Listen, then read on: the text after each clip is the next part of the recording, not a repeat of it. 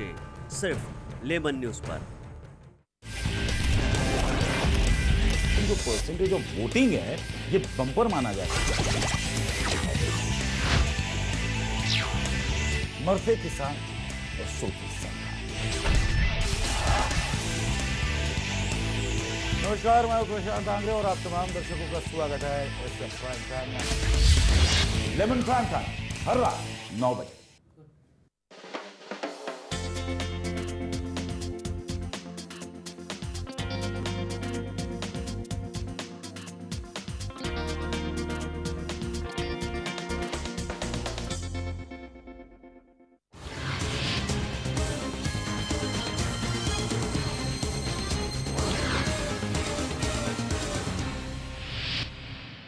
नमस्कार, मैं हूं अविंद्र आशुतोष। हमारे खास कार्यक्रम आंदोलन में आपका बहुत बहुत स्वागत है। रिलायंस एनर्जी ने लोगों के दिलों को तोड़ने का काम किया है, क्योंकि एक जो बजट होता है आम आदमी का, उस पर लगातार वार और प्रहार के जरिए मनोबल तोड़ने की कोशिश जारी है। लेकिन हमारे कैमरामैन सदानंद शेट्टी सबसे पहले कुछ मीटर दिखाएं। यहाँ पर बहुत सारे मीटर लगे हुए हैं। ये 3 बंगला इलाका है खार पूर्व का, और निश्चित रूप से अगर हम जब भी मुंबई की बात करते हैं तो मुंबई सपनों का शहर है, और जाहिर सी बात है ये वो मीटर है जो लोगों के घरों में बिजली बिल का जो मापदंड होता है उसको तय करने का काम करता है। और मीटर के जरिए ही लोग ये अपना निष्कर्ष निकाल पाते हैं कि महीने में मुझे कितना बिल चुकाना है। और जब से रिलायंस एनर्जी का एक नया रूप आया है सबके सामने कि रिलायंस एनर्जी के ज़रिए बहुत बड़ी बड़ी सुविधाएं मिलेंगी, लेकिन हम सबसे पहले कुछ चेहरे दिखाएंगे। ये वो लोग हैं जो लगातार अपनी ज़िंदगी मुंबई में गुजारते हैं, और ये यहाँ का इलाका जो है ये खार पूर्व का इलाका है, 3 बंगला इलाका है। और इन सबों के चेहरे पर जो परेशानी है बिजली बिल की महंगाई को लेकर, आज उसी दर्द को हम इस चर्चा में महसूस करने की कोशिश करेंगे। क्योंकि जब भी हम रिलायंस की बात करते हैं तब बड़ी बड़ी बातें, बड़े बड़े विकास की बात की जो एक तस्वीर है वो सामने आती है, लेकिन आम आदमी कितना खुश है रिलायंस एनर्जी के बिल को भरकर, यही हम जानने की कोशिश करेंगे। क्योंकि आम आदमी का जो योगदान होता है मुंबई के विकास में, देश के विकास में, राष्ट्र के विकास में, तो उनको कहीं से भी इग्नोर नहीं किया जा सकता। लेकिन जो गरीब आदमी है, अगर वो बिल नहीं भरता है, वो कमा नहीं पाता है ज़्यादा, तो उसका जो पूरा फ्रस्ट्रेशन है वहीं तक रह जाता है। लेकिन सरकार या जनप्रतिनिधि या फिर रिलायंस एनर्जी के जो बड़े बड़े अधिकारी हैं वो क्यों संवेदनशील नहीं हो पाते? संवेदनहीनता का जो परिचय दिया जाता है समाज में, यही समझ नहीं आता कि वाकई आम आदमी ने क्या गुस्ताखी की है जिसकी सज़ा उनको बार बार मिल रही है। हमारे साथ काफ़ी सारे लोग हैं। सबसे पहले हम अनिकेत से जानेंगे। अनिकेत, आपसे जानना चाहेंगे यहाँ किस तरह की समस्या है लाइट बिल को लेकर? लाइट बिल को लेकर जो समस्या है वो इस तरीके की है कि देखो, हम जब कोई एरिया देखते हैं तो हम उस एरिया को देख के बहुत सारी चीज़ें बोल लेते हैं कि यार ये झोपड़पट्टी है या फिर ये है। तो जब ये लेने का मौका आ रहा है, मतलब जब रिलायंस कुछ लूटने की सोच रहा है, तो फिर उस टाइम पे वो झोपड़पट्टी को ही क्यों एम किया जा रहा है? अगर आप चाहते हो तो आप उनसे लूटो जो अपने घर में हर एक रूम में एसी लगा कर बैठे हैं, वो जो एसीओ की हवा खा रहे हैं, या फिर जो उन चीज़ों का इस्तेमाल कर रहे हैं जिससे शायद बिल ज़्यादा है, लेकिन उसका भुगतान आप हमसे कर रहे हो। उनके खुद एग्जीक्यूटिव्स होते हैं जो शायद कस्टमर कॉल को अगर आप फ़ोन करें रिलायंस के, तो कहीं फ़ोन नहीं उठा पाते टाइम पे, वो खुद एसी रूम में बैठे होते हैं। तो शायद ऐसा लगता है कि कहीं ना कहीं वो भुगतान हमसे करवाया जा रहा है। और आज जब मुझे पता चला कि आप लोग इस मिशन पे हो कि इन सब चीज़ों को सामने लाए, तो मुझे ऐसे लगा कि यार मेरी फैमिली है, पहले उनसे स्टार्ट की जाए, उनकी समस्याओं को सामने लाया जाए। और रही बात रिलायंस एनर्जी की, तो ऐसा नहीं है कि सिर्फ रिलायंस एनर्जी, मुझे तो अब जब से मैं इस सोशल वर्क के क्षेत्र में उतरा हूँ, मुझे क्लियरली ऐसा दिखाई दे रहा है कि सिर्फ रिलायंस एनर्जी नहीं, बल्कि रिलायंस से जुड़े हुए हर चीज़, जहाँ पे भी रिलायंस का नाम आ रहा है वहाँ पे कस्टमर प्रॉब्लम ये फर्स्ट चीज़ होती जा रही है। और जो कि बिजली जो है, जैसे हमारी शरीर में रक्तवाहिनी होती है, ज़रूरी होती है नस, वैसे बिजली हमारी लाइफ में इतनी एसेंशियल है, बहुत ज़रूरी है, और उसी के साथ ये खिलवाड़ हो रहा है। तो क्या करें? मतलब ऐसा होता है कहीं ना कहीं आवाज़ खोलना है, लेकिन हम अपने कामों में व्यस्त होते हैं, और फिर जाके कहीं आप जैसे लोग आते हैं या फिर एक मीडिया चैनल हमारा साथ दे रहा है, तो मैं चाहता हूँ कि यहाँ पे जो भी उपस्थित है, जो भी मौजूद है, वो अपनी प्रॉब्लम शेयर करे, ताकि हमारी आवाज़ आपके ज़रिए रिलायंस एनर्जी तक जाए और वो आगे कुछ सॉल्यूशन निकाले। सपनों का शहर मुंबई को कहा जाता है, देश की आर्थिक राजधानी है। अगर हम बीएमसी की बजट की बात करें तो 26,000 करोड़ से भी जो आगे की राशि होती है उसका बजट है। उसके बावजूद मुंबई में बीएमसी की समस्याओं को हमने अक्सर आपको दिखाया है, लेकिन आज हम बात कर रहे हैं रिलायंस एनर्जी का जो बिल आता है उससे आम आदमी को कितना झटका लगता है, क्योंकि उसका एक बजट होता है, उस मेहनत से जो कमाई हुई रकम होती है उसको कहीं ना कहीं से दिल बहुत ही तकलीफ में आ जाता है, मन परेशान हो जाता है जब बिल ज़रूरत से ज़्यादा भरना पड़ता है। आपसे जानना चाहेंगे, जब बिल भारी बिल आता है तो क्या गुजरती है आपके ऊपर? देखिए ऐसा होता है, अभी मेरे इसमें भी देखेंगे तो अभी आमदनी तो जब होती नहीं है, अब जब हमारा भी घर का भी उतना बजट होता है, अब कभी कभी तो अभी देखेंगे तो अभी हम 2-2 महीने भी नहीं भर पाते, तो साथ में इस तरह का एप्लीकेशन आ जाता है पीछे कि भर दीजिए वरना काट दिया जाएगा करके। धमकी? जी देखिए, ये एप्लीकेशन आपके सामने ही है, ठीक है।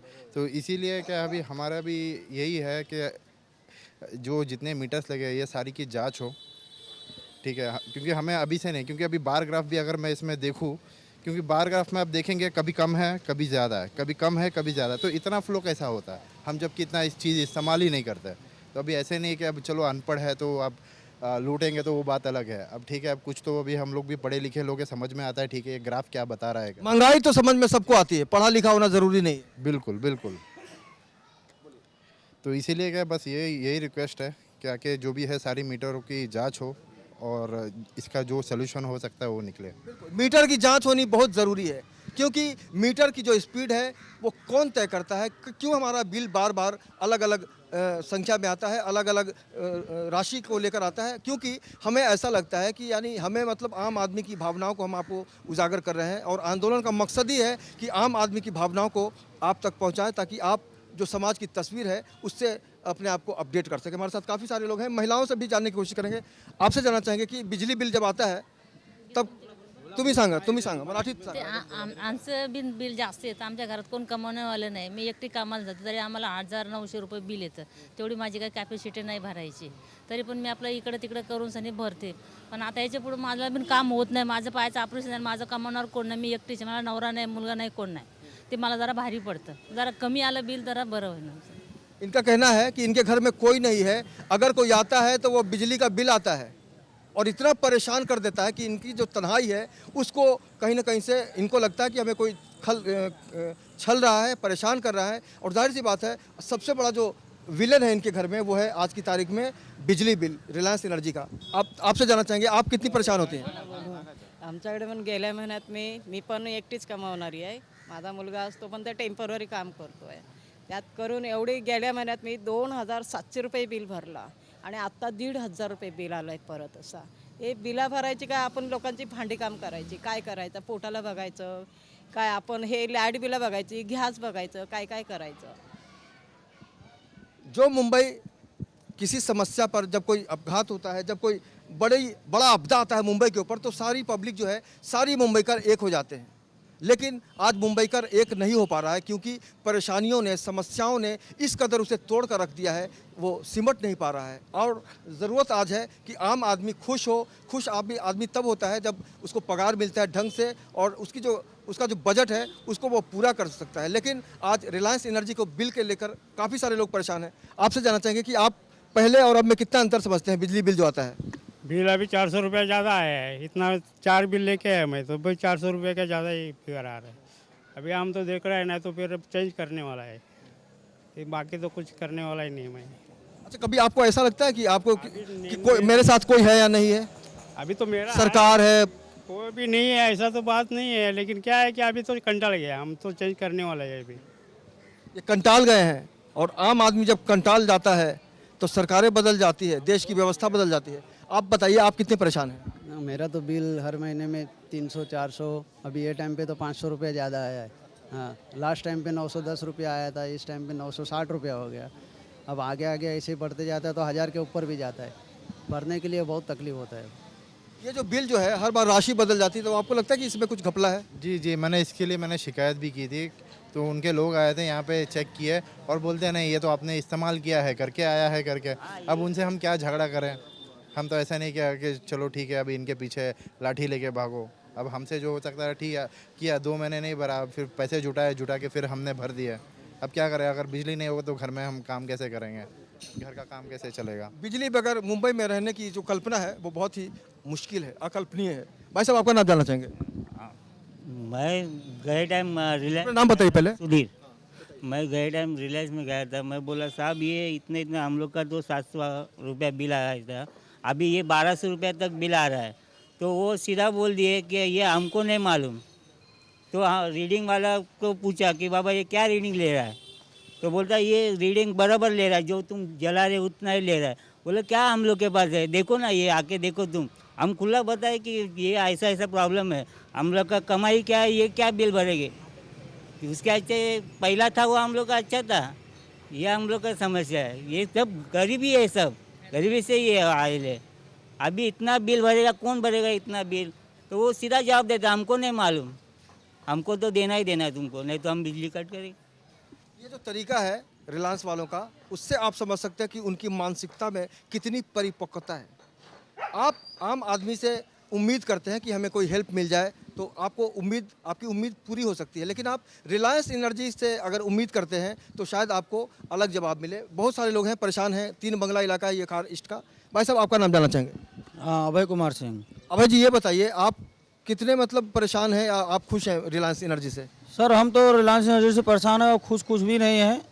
प्रति महीने के हिसाब से 900 रुपया का 2700 रुपया बिल आया है 3 महीने का, जिसकी वजह से मैं बिल भर नहीं पाया और मेरा आमदनी भी उतना नहीं है कि मैं इतना रिलायंस एनर्जी का लोड संभाल सकूं।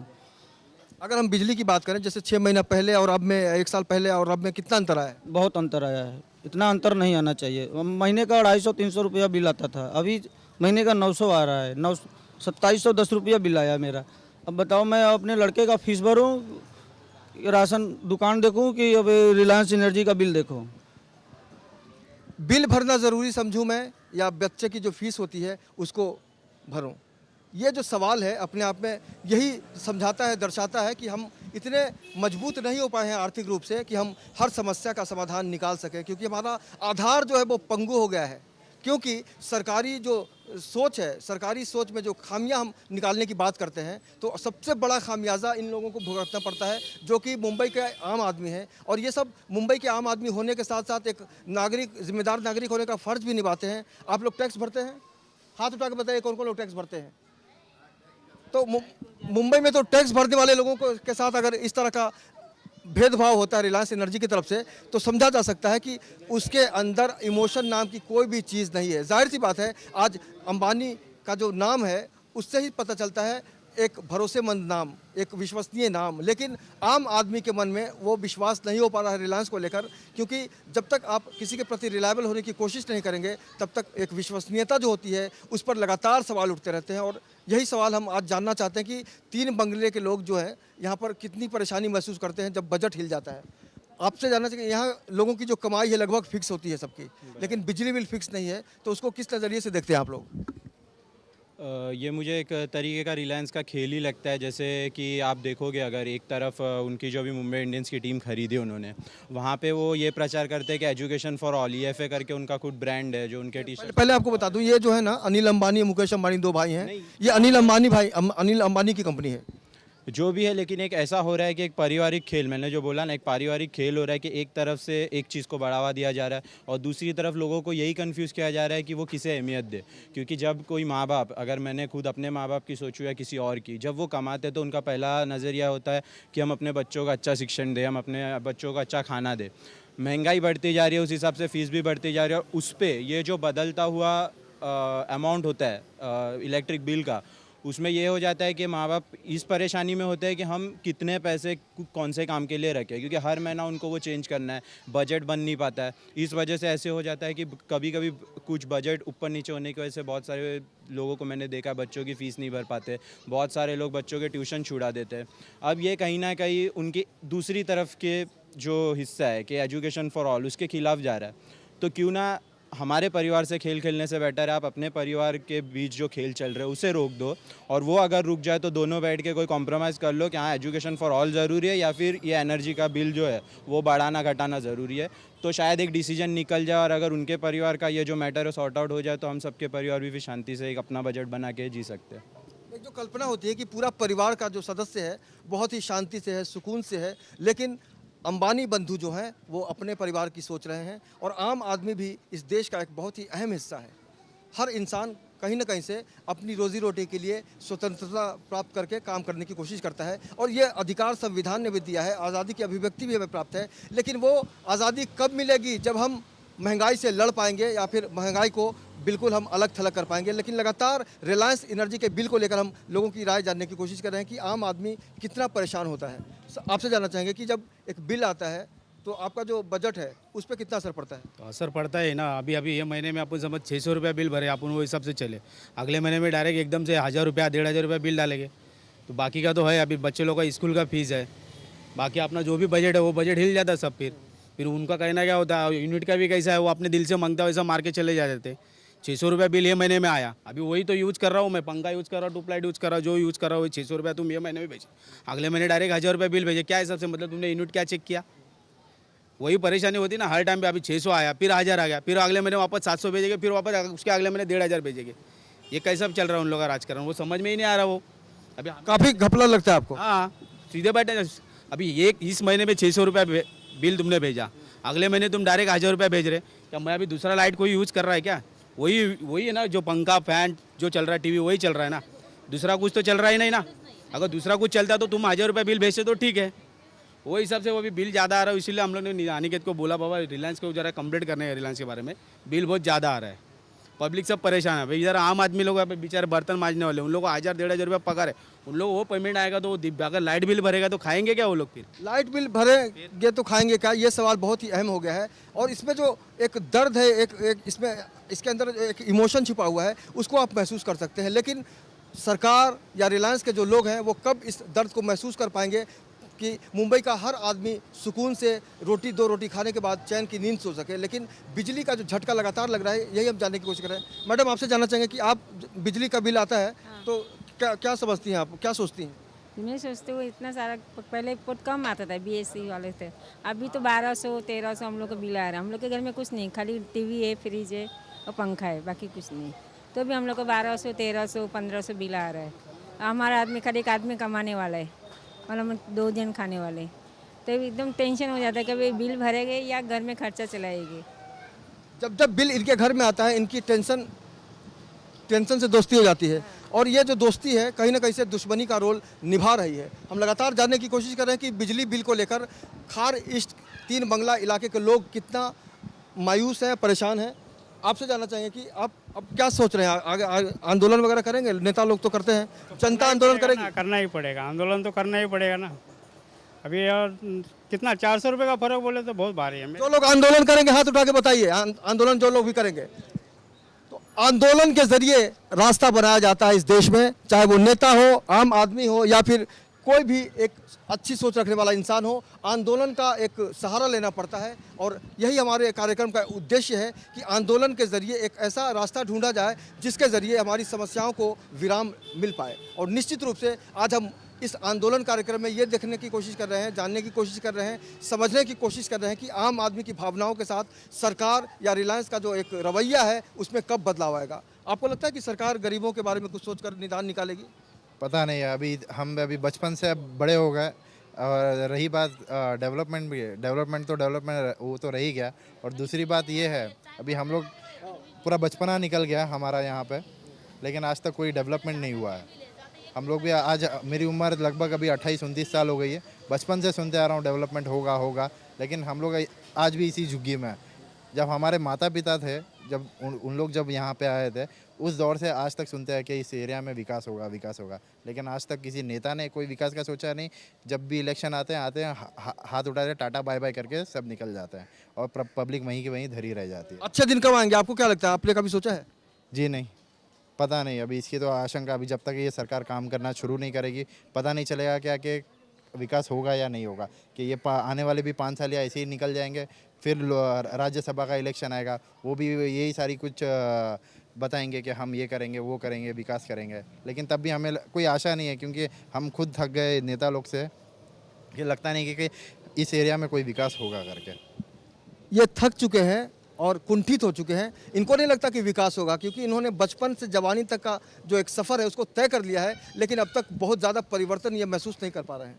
आपने अपने अनुभव से आप बताइए कि जब आप बच्चे थे तब जो आपके पास सपने थे वो आज हैं क्या? क्योंकि आप नहीं ऐसा तो कुछ है नहीं, है ऐसा ही है, कुछ उसमें फ़र्क ही नहीं हुआ है। मेरा अभी कितना 25 साल हुआ इधर, तो भी है ऐसा ही है। लग रहा है पूरी ज़िंदगी संघर्ष करते हुए होने वाली है, इसके लिए बोल रहा हूँ कि अभी मैं कंटाल गया है दूसरा कुछ है नहीं। आप भी कंटाल गए हैं? कंट्रोल तो घर जाने वाले चाहिए ना। अभी 7,000 पगार लेने वाला क्या फीस भरेगा, अभी लाइट बिल भरेगा, ये क्या ये उधर गया यही जवाब मिलता है, तुमको लाइट बिल भरना ही पड़ेगा। अभी गए टाइम उसके पहले टाइम गया था मेरा ये गुम हो गया था। मैं बोला डुप्लीकेट दे दो, तो बोलो 10 रुपया दे दो डुप्लीकेट का। बोला 10 रुपया डुप्लीकेट देने के 10 रुपया। पहला तो फ्री में देते थे, अभी तुम जब से आए तुम लोग तो ये तो लूट मार कर रहे तुम लोग पूरा। तो बोला वो जाके उनको पूछो, साहब को पूछो। साहब कुछ बोलने के लिए ये नहीं तैयार नहीं, क्या करें हम भी। हर कोई अपनी मर्जी से काम कर रहा है ऐसा लग रहा है। ये आरोप जो है उससे आप समझ सकते हैं कि बिजली बिल का जो डुप्लीकेट होता है उसको लेने के लिए भी आपको रिश्वत देनी पड़ेगी। इसको रिश्वत कह सकते हैं ना? रिश्वत ही कह सकते हैं ना। 10 रुपया बोले तो हुआ क्या, उसमें भी ये जो रिश्वत की जो छोटी छोटी बात हम करते हैं, इससे ही भ्रष्टाचार का आकाश जो है वो फैलता जाता है, महासागर हो जाता है। और हम उम्मीद करते हैं कि यहाँ पर भ्रष्टाचार खत्म हो जाएगा और अच्छे दिन आएंगे। अच्छे दिन आएंगे या नहीं आएंगे, काफ़ी सारे लोग हैं, एक बार फिर से जानना चाहते हैं, आपको लगता है कि अच्छे दिन आएंगे? शायद नहीं आएंगे, उम्मीद ही नहीं कर सकते कि अच्छे दिन आए। अभी बोलते हैं मोदी सरकार आए, देखे मोदी सरकार भी क्या कर रही है। सरकारें तो आती जाती रहती हैं, समस्याएं क्यों नहीं आती जाती, समस्याएं ठहर जाती हैं। ऐसा लग रहा है कि रिलायंस एनर्जी एक ऐसी समस्या है जो लोगों के दिलों पर कहीं ना कहीं से झटका देने का काम लगातार कर रही है। क्योंकि रिलायंस कंपनी के जरिए एक उम्मीद की गई थी कि इससे अच्छी सेवा मिलेगी और बजट में भी सब कुछ हो पाएगा। लेकिन हर आदमी, मुंबई के अलग अलग इलाकों में हम आपको बताने की कोशिश कर रहे हैं कि रिलायंस का जो झटका लगता है तो आम आदमी की ज़िंदगी कितनी मजबूर हो जाती है और निश्चित रूप से आत्मविश्वास भी कई बार हिलने लगता है। अगर हम कॉन्फिडेंस की बात करते हैं अनिकेत, तो आपको लगता है कि कई बार कॉन्फिडेंस भी हिल जाता है इंसान का? कॉन्फिडेंस तो शायद हिलेगा ही, क्योंकि ऐसा हो रहा है कि अभी के इंसान जब कमाने निकल रहा है तो उसका इनकम ये बेसिक सोर्स हो जा रहा है। उसको जो भी आगे सोचना है या करना है उसके इनकम पे डिपेंड हो जा रहा है, उसका आत्मविश्वास उसके इनकम पे निर्भर है।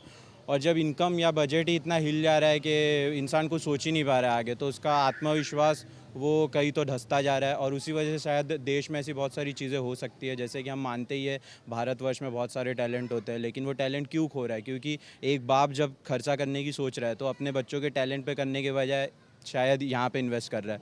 और अगर ऐसे बेवजह के इन्वेस्टमेंट होते रहे तो शायद वो टैलेंट कहीं दबता ही जाएगा और हम जो सोच रहे हैं कि नया भारत या फिर प्रगतिशील भारत, वो शायद नहीं हो पाएगा। और मैं तो यही कहना चाहूँगा कि ये जो आंदोलन आप शुरू कर रहे हैं, ये अगर आप हमारे एरिया से ही शुरू कर रहे हैं, ये बहुत अच्छा लगा मुझे, क्योंकि यहाँ से बहुत सारा सपोर्ट मिलने की अपेक्षा है, क्योंकि यहाँ पे बहुत लोगों ने बहुत कुछ सहा है।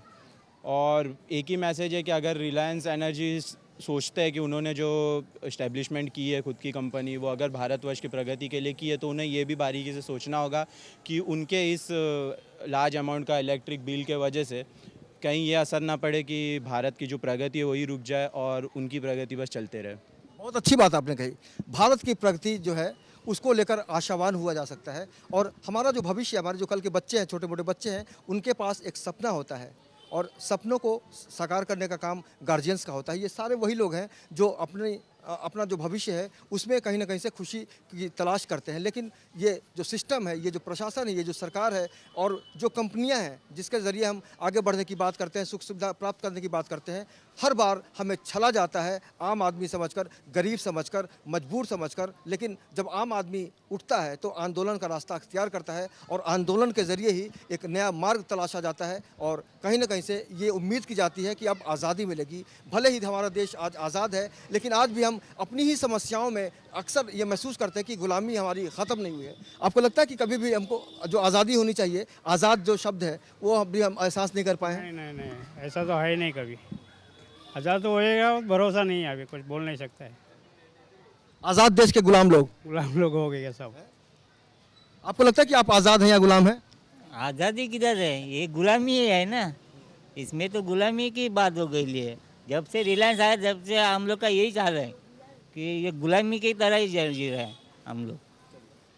तो ये जो फीलिंग है, इससे ही आप समझ सकते हैं कि गुलामी, आज़ाद देश भारत में अगर हम गुलामी महसूस करते हैं तो उसके पीछे जो कारण है वो सिर्फ और सिर्फ महंगाई है या फिर वो नीतियां हैं सरकार की, जिससे आम आदमी अब तक खुद से ही लड़ता आ रहा है, वो रोटी के लिए लड़े, फीस के लिए लड़े, डॉक्टर के लिए लड़े या अपनी ज़िंदगी की खुशियों के लिए लड़े, ये समझ में नहीं आता। लेकिन रिलायंस एनर्जी ने इन सारी खुशियों के बीच, इन सारी उम्मीदों के बीच कहीं ना कहीं से स्पीड ब्रेकर लगाने का काम किया है। और जाहिर सी बात है, जब भी गतिरोधक हम देखते हैं तो अपनी जो यात्रा का जो गति है उसमें कहीं ना कहीं से रुकावट आती है। आपसे अंत में जानना चाहेंगे कि अभी जो भी आपने देखा है अब तक, आगे क्या सोच रहे हैं कि क्या होना चाहिए और कैसा आपने क्या कल्पना की है? सबसे पहले तो सरकार के बजट में जो भी है जो भी सब्सिडाइज होता है उस पे लोगों को, आम जनता को सब्सिडी मिलनी चाहिए, ठीक है। जहाँ पे जो भी मतलब जो रोज़मर्रा की ज़िंदगी में जो भी आम आदमी इस्तेमाल करता है उन चीज़ों को लेके, और यही बस गुजारिश है कि आके जहाँ पे कटौती करनी है वहाँ पे कीजिए,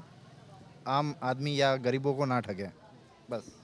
आम आदमी को कहीं ना कहीं से एहसास दिलाना होगा कि हम आपके साथ हैं और हम आपके साथ तब होंगे जब हम फील कर पाएंगे। लेकिन अभी तक ये जो फीलिंग है नहीं आ पा रही है। अंत में बिल्कुल आप क्या फील करते हैं कि वाकई आपको लगता है कि आपके साथ सिस्टम या सरकार या रिलायंस वाले हैं? मुझे तो ये बिल्कुल नहीं लगता, उल्टा मैं तो ये कहना चाहूँगा कि रिलायंस वालों को एक सीख लेनी चाहिए कि कहीं कहीं ऐसे फालतू सर्वेस किए जाते हैं, उनके बजाय आप ऐसे सर्वे करो, शायद ऐसा हो जाए कि हमारे बीच में से उनको कुछ ऐसी चीज़ें निकले जिनसे वो ऐसी पॉलिसी बना सके जो एक्चुअली कंज्यूमर के फ़ायदे के लिए हो। क्योंकि आज तक मैंने कभी ये देखा नहीं या सुना नहीं है कि रिलायंस एनर्जी ने कोई भी ऐसा बेनिफिशियल काम किया जो पब्लिक के लिए बेनिफिशियल हो। तो मैं चाहूँगा कि वो कुछ ऐसे पॉलिसीज़ निकाले और ऐसे कोई ऑप्शंस निकाले जहाँ से उनका जो रेवेन्यू है वो ऐसे लोगों से उनको मिले जो उसके काबिल है या फिर वो जो एक्चुअल में उसका यूसेज कर रहे हैं, ना कि ऐसे कि जो कर रहे नहीं है और फिर भी उनको भरना पड़ रहा है। तो ऑप्शन भी है और निश्चित रूप से आज हमने आंदोलन के ज़रिए यहाँ के लोगों की भावनाओं को आपके सामने पेश किया। और अब आपको समझना है, आपको तय करना है कि मुंबई का आम आदमी क्यों मजबूर है आंदोलन करने के लिए और आंदोलन के ज़रिए एक रास्ता निकालने के लिए। क्योंकि एक जो उम्मीद होती है सिस्टम से, सरकार से, रिलायंस कंपनी से, उसको देखते हुए कहा जा सकता है कि इनकी उम्मीदों को लगातार नज़रअंदाज करने की कोशिश की गई है। अगर आपके आसपास भी कोई भ्रष्टाचार है, आप भी रिलायंस एनर्जी से परेशान हैं, तो हमारे स्क्रीन पर ध्यान से देखिए, हमारा नंबर फ्लैश हो रहा है, आप फ़ोन कीजिए और हमें बुलाइए, हम बनेंगे आपकी आवाज़। फिलहाल आज के सफ़र में इतना ही। हमारे कैमरामैन सदानंद शेट्टी के साथ मुझे यानी अवनींद्र आशुतोष को दीजिए इजाज़त। कल फिर मुलाकात होगी किसी अलग इलाके में किसी अलग समस्या के साथ। तब तक नमस्कार।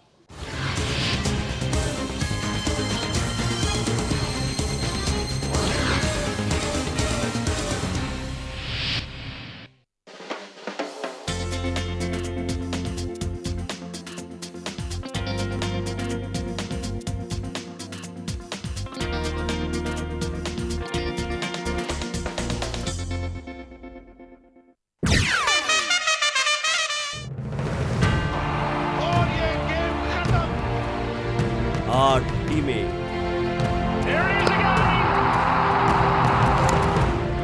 60 मैचेस, 200 खिलाड़ी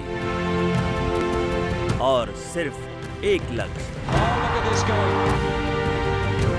आईपीएल सीजन 7 के हर एक मैच का रोचक और रोमांचक विश्लेषण अभय गोवेकर के साथ लेमन स्पोर्ट्स एडिशन।